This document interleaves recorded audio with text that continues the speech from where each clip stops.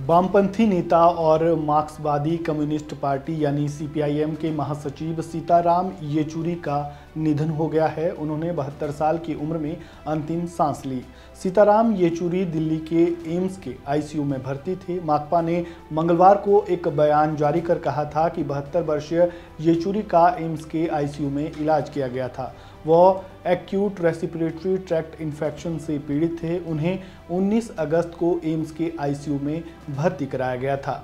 सीताराम येचुरी की निधन की खबर सुनने के बाद इस पर प्रतिक्रियाएं आने का दौर भी शुरू हो चुका है। कांग्रेस नेता और नेता विपक्ष राहुल गांधी ने सीताराम येचुरी के निधन पर शोक जताया। उन्होंने सोशल मीडिया हैंडल एक्स पर पोस्ट शेयर करते हुए लिखा, सीताराम येचुरी जी मेरे मित्र थे, जो भारत के विचार के रक्षक और हमारे देश की गहरी समझ रखने वाले व्यक्ति थे। मुझे हमारी लंबी चर्चाएं हमेशा याद आएंगी। दुख की इस घड़ी में उनके परिवार, मित्रों और अनुयायियों के प्रति मेरी हार्दिक संवेदना। सीताराम येचुरी भारतीय कम्युनिस्ट पार्टी मार्क्सवादी के महासचिव और पार्टी के संसदीय समूह के नेता थे।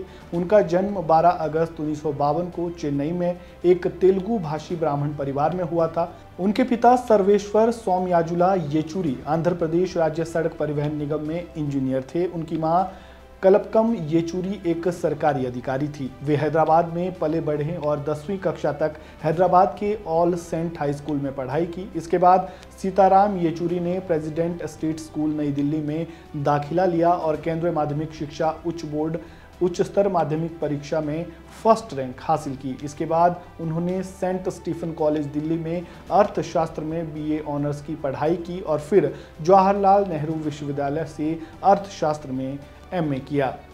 उन्हें सर्वश्रेष्ठ सांसद का पुरस्कार भी मिल चुका है। सीताराम येचुरी को 2016 में राज्यसभा में सर्वश्रेष्ठ सांसद पुरस्कार से भी सम्मानित किया गया था।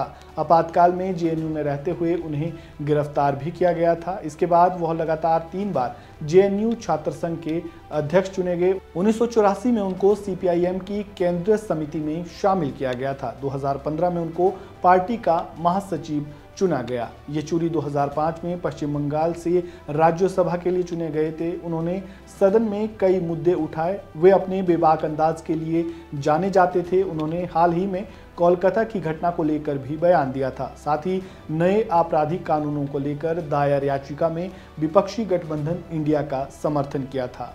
वामपंथी नेताओं के तौर पर उनकी एक अलग पहचान थी। वो हमेशा वामपंथी विचारधारा को लेकर आवाज़ उठाते रहे।